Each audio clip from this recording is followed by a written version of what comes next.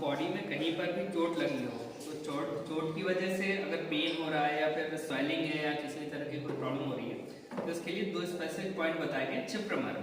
तो छिप्र एग्जैक्टली कहाँ पर होता है, ये अंगूठे और ये जो फिंगर है इसके बीच में जो वेब है यहाँ से ठीक 2 उंगली ऊपर दिख रहा है पास में? यहाँ से 2 उंगली ऊपर, मतलब ये वाला पॉइंट, एग्जैक्टली ये वाला पॉइंट यहाँ पर एपोन्यूरोसिस होता है। एपोन्यूरोसिस के ठीक अपन को नीचे करना है, ऐसा नहीं कि एपोन्यूरोसिस पे ही प्रिक कर दिया तो एपोन्यूरोसिस प्रिक करने से कोई लाभ नहीं मिलेगा, उल्टा पेन बढ़ सकता है।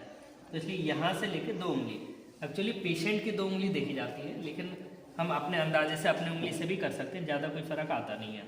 तो पेशेंट की जो 2 उंगली है यहाँ से यहाँ पर ऑलमोस्ट सेम ही पॉइंट आ रहा है, तो ये जो पॉइंट हो रहा है यहाँ पर हमें विधकर्म करना है।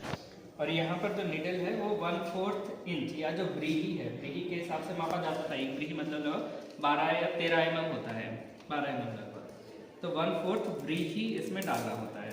तो उसके लिए पहले इसको सैनिटाइज करेंगे।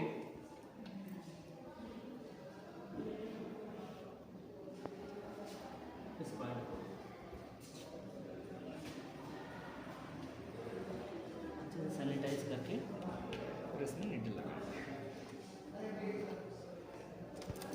ये देखिए ये 26 नंबर निडल है, ये 13 mm होता है, तो 13 mm का 1/4 हमें यहाँ पर डालना है, लगभग 3 से 4 mm। तो ये जो पॉइंट है, ये पॉइंट, ये वाला, जब निडल डालते हैं एकदम स्ट्रेट होना चाहिए, परपेंडिकुलर होना चाहिए, ऐसा तिरछा ना हो, परपेंडिकुलर हो। और 1/4, ये 1/4 गया, फिर इसे निकाल लेना है, बस इतना ही करना है।